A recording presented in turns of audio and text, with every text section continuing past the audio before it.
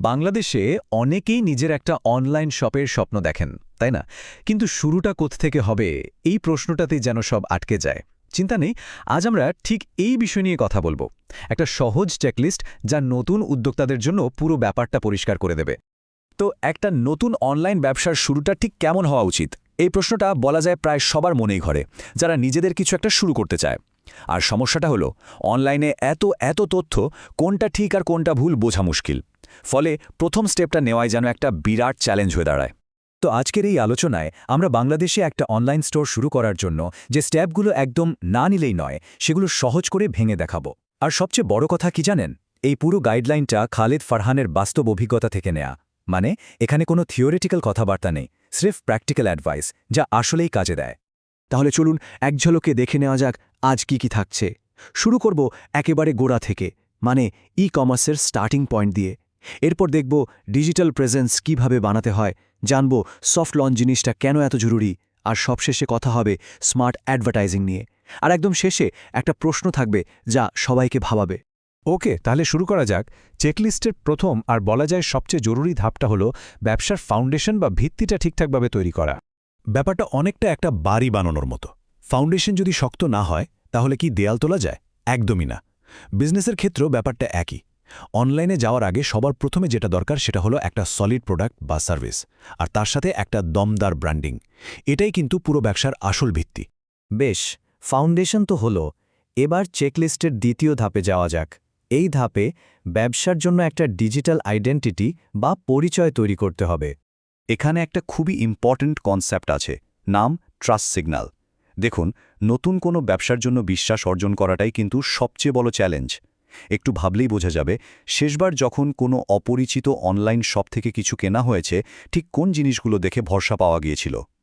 ওই যে ছোট ছোট ব্যাপারগুলো, যেগুলো একটা ব্র্যান্ডকে প্রফেশনাল আর বিশ্বাসযোগ্য করে তোলে, সেগুলোই হলো ট্রাস্ট সিগন্যাল।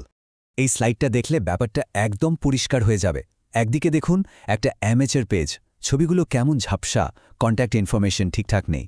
আর অন্যদিকে একটা ট্রাস্টেড ব্র্যান্ড, কি সুন্দর পরিষ্কার ব্র্যান্ডিং, সবকিছু একদম প্রফেশনালি সেট করা। এই যে ডিফারেন্স, ডিটেলসের দিকে এই যে মনোযোগ, এটাই কিন্তু বিশ্বাস তৈরি করে। এক্সপার্টদের মতে বাংলাদেশে যারা নতুন শুরু করছেন তাদের জন্য বেস্ট প্ল্যাটফর্ম হচ্ছে ফেসবুক আর ইনস্টাগ্রাম। কেন? কারণটা খুবই সহজ। সম্ভাব্য কাস্টমারদের প্রায় সবাই তো এখানেই সময় কাটায়। তাই অনেক দিকে ফোকাস না করে শুরুতেই এই দুটো প্ল্যাটফর্মে একটা স্ট্রং আর প্রফেশনাল প্রেজেন্স তৈরি করাটাই হবে মূল লক্ষ্য। তো চলুন এবার চেকলিস্টের ৩ নম্বর ধাপে যাই। এটা এমন একটা স্ট্র্যাটেজিক স্টেপ যেটা ভবিষ্যতে অনেক ঝুট ঝামেলা আর টাকার অপচয় থেকে বাঁচিয়ে দিতে পারে, আর সেটার নাম হলো সফট লঞ্চ। যখন ব্র্যান্ডিং আর ডিজিটাল প্রেজেন্স, মানে ফেসবুক বা ইনস্টাগ্রাম পেজটা একদম রেডি হয়ে যাবে, তখন হুট করে বড় পরিসরে শুরু করার আগে একটু দেখে নেওয়ার পালা, মানে যাকে বলে টেস্টিং দ্য ওয়াটার্স। এখন প্রশ্ন হল, সফট লঞ্চ জিনিসটা আসলে কি? সোজা কথায় সবার জন্য উন্মুক্ত করে দেওয়ার আগে নিজের প্রোডাক্ট বা সার্ভিসটা অল্প কিছু সিলেক্টেড মানুষের কাছে লঞ্চ করা, অনেকটা ফাইনাল পরীক্ষার আগে মডেল টেস্ট দেওয়ার মতো আর কি। এখানে একটা জিনিস পরিষ্কার থাকা দরকার, সফট লঞ্চের মূল উদ্দেশ্য কিন্তু সেলস বাড়ানো না। এর একটাই প্রধান লক্ষ্য, আর সেটা হলো আসল কাস্টমারদের কাছ থেকে ফিডব্যাক নেওয়া। এই ফিডব্যাকটা কিন্তু সোনার চেয়েও দামি, কারণ এটাই ফাইনাল লঞ্চের আগে সবকিছু ঠিকঠাক করে নিতে সাহায্য করবে। আর এই স্টেপটা যে কতটা জরুরি তা বোঝানোর জন্য সোর্সের এই কথাটা দেখলেই হবে। একজন এক্সপার্ট যখন একটা জিনিসকে হাইলি হাইলি হাইলি রেকমেন্ড করেন, তখন তো আর বোঝার বাকি থাকে না যে এটা কোনো মতেই স্কিপ করা যাবে না। বেশ, তাহলে এবার চেকলিস্টের ফাইনাল অ্যাকশন স্টেপে যাওয়া যাক। এখন সময় হলো ব্যবসাকে আরও বেশি মানুষের কাছে পৌঁছে দেওয়ার, আর তার জন্য কি লাগবে? Smart advertising strategy. একটা নতুন ই কমার্স ব্যবসার জন্য একদম শুরুতেই অনেকগুলো মার্কেটিং চ্যানেল নিয়ে মাথা ঘামানোর কোনোই দরকার নেই। সত্যি বলতে কি, শুরুতে মাত্র দুটো প্রধান মার্কেটিং চ্যানেলে ফোকাস করাই যথেষ্ট। এই দুটো পিলার কি কি? প্রথমটা হলো ইনফ্লুয়েন্সার মার্কেটিং, মানে ব্যবসার ধরনের সাথে মেলে এমন কন্টেন্ট ক্রিয়েটরদের সাথে পার্টনারশিপ করে তাদের অডিয়েন্সের কাছে পৌঁছানো। আর দ্বিতীয়টা হলো মেটা অ্যাডস, মানে ফেসবুক আর ইনস্টাগ্রামে টার্গেটেড অ্যাডভার্টাইজিং করা। আর মজার ব্যাপার হলো, এখানকার মূল প্রিন্সিপালটা কিন্তু ফেসবুক পেজ সেটআপ করার মতোই। বিজ্ঞাপনের বেলাতেও প্রপার সেটআপটাই আসল।